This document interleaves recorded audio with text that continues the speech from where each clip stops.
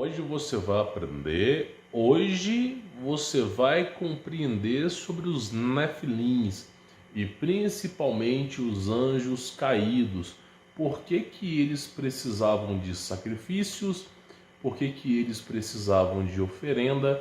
E qual era a sua força centrípeta? De onde que vinha aquela energia dos anjos caídos que eram capazes de construir pirâmides? Por exemplo, a cidade Z, cidade de ouro, que muitos visavam o Brasil por conta dessa cidade na década de 60, relatando pirâmides puramente de ouro, cidades de ouro, descrito pelos índios cariris, peço perdão, tá? Que simplesmente veio homens, entre aspas, dos céus, que construíram pirâmides em 1 a 2 dias, tá? Praticamente, para ser exato, em 2 noites. Então, quem muito tem a falar sobre isso é a cultura cariri. Provavelmente você não deve conhecer, porque as escolas ensinam sobre a cultura dos índios tupis, eles ensinam sobre os guarujás, ensinam sobre os tupinambás, mas dificilmente sobre os cariris. E é justamente na história dos cariris que você encontra sumérios, vinda de outros povos, como os vinques chineses aqui nessa terra tupiniquim, tá? Então, como é que funciona essa energia dos anjos caídos? Porque eles foram destituídos da glória de Deus. E a glória de Deus é a própria luz, é a própria força que move montanhas, que move o universo. Se você é destituído dessa glória, então você não tem mais combustível para você reagir. Então, como que eles conseguem ter essa energia? Eu vou explicar para você, você vai entender que é um assunto até um pouquinho mais complexo e que envolve até Salomão nessa história, tá? Mas antes de iniciar o vídeo, você já sabe, né? Deixar o seu like, semeador do canal, se inscrever, ativar as notificações para acompanhar esse projeto. E se quiser conhecer o meu trabalho, tem links aqui na descrição, tá? Tenho certeza que você vai gostar. Tem 50% de desconto, tem o meu contato pessoal e eu ensino para você até onde vai a toca do coelho, tá? Bom, vamos tentar entender uma coisa aqui, tá? Antes da Terra existir, vamos lá, antes da Terra existir, nós já tínhamos os anjos, eles já existiram e existem ainda. Alguns já deixaram de existir, mas a grande maioria existem. Então o que acontece? A Bíblia, ela não é um livro que está em cronologia. A antiga aliança está em cronologia, mas a nova aliança não está. Porque Apocalipse, por exemplo, descreve o início da criação do mundo, o final da criação da história da humanidade.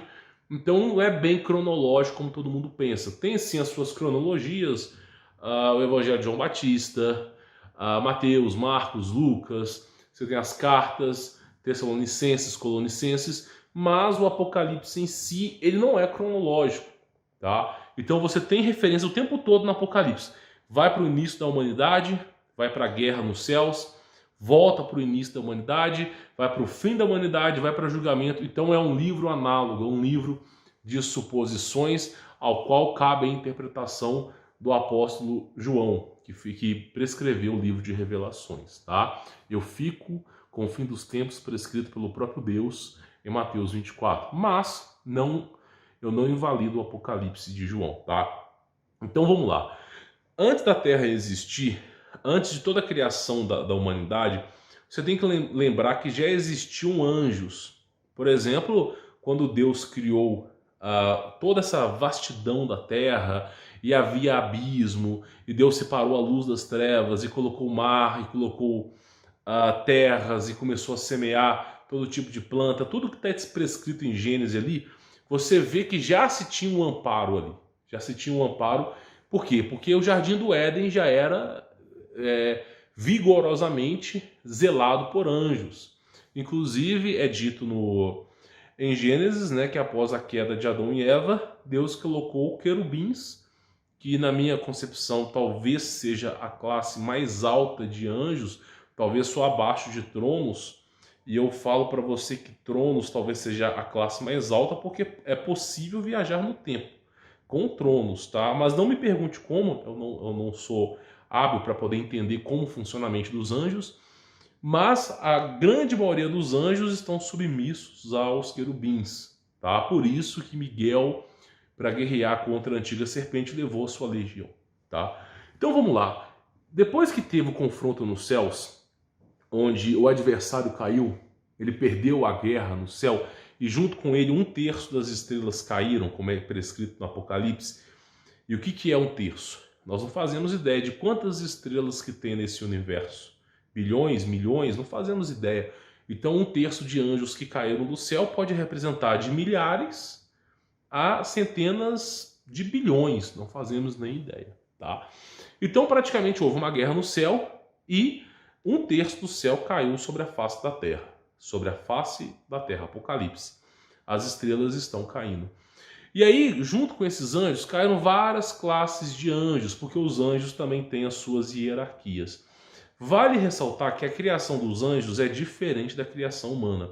Da criação humana, você precisa de comida, bebida, você precisa respirar, você precisa de um clima agradável, você precisa de inúmeros fatores para a vida funcionar.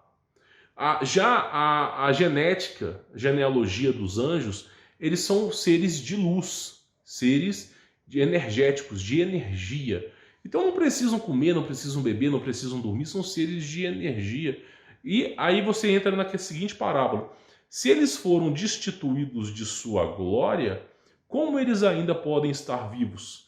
Porque no próprio Apocalipse é dito que não é o sol que irá iluminar a cidade santa, mas sim o resplendor de Deus, que vai iluminar e nunca mais haverá noite. Então você pega ali que a força, a luz que rege sobre toda a humanidade e aos anjos é o resplendor de Deus.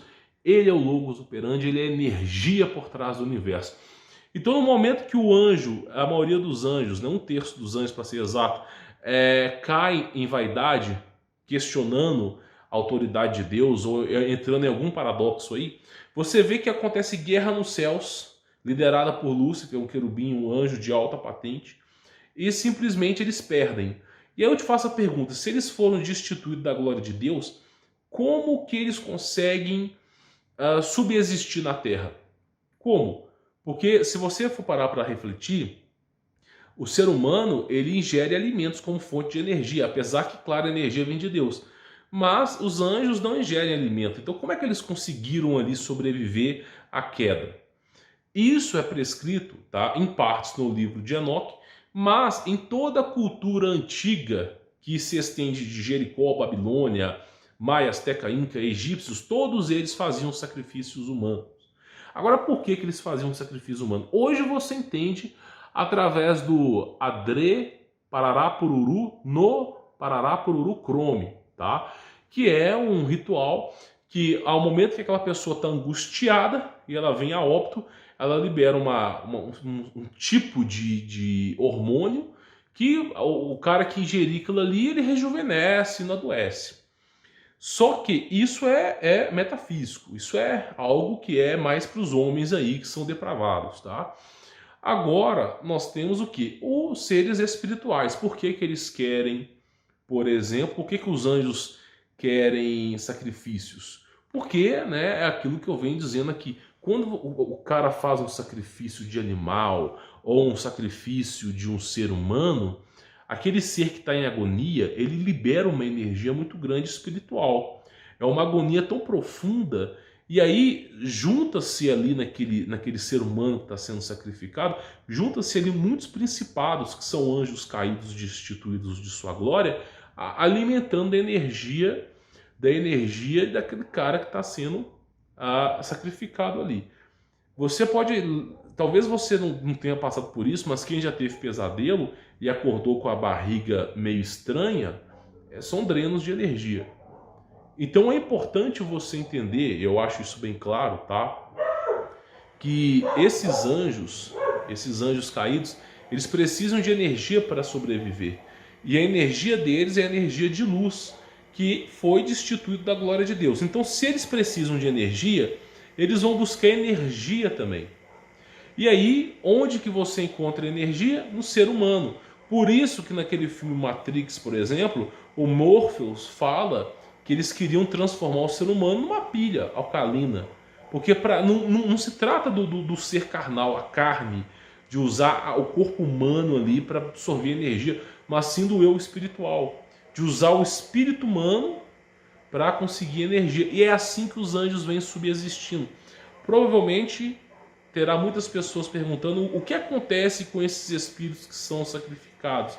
Né? Eles realmente, a energia deles é drenada, mas se a pessoa é uma boa pessoa, ela vai aos céus. Se ela é uma má pessoa, ela é condenada, que é muitas vezes no meio disso são más pessoas.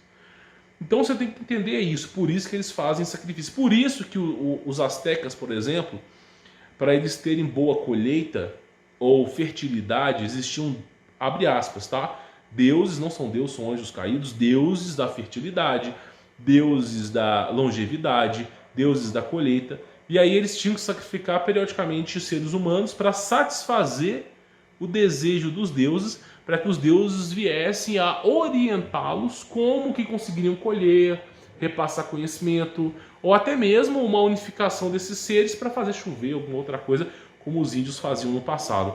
Então tudo se trata, tá, de usar o espírito humano como fonte de energia.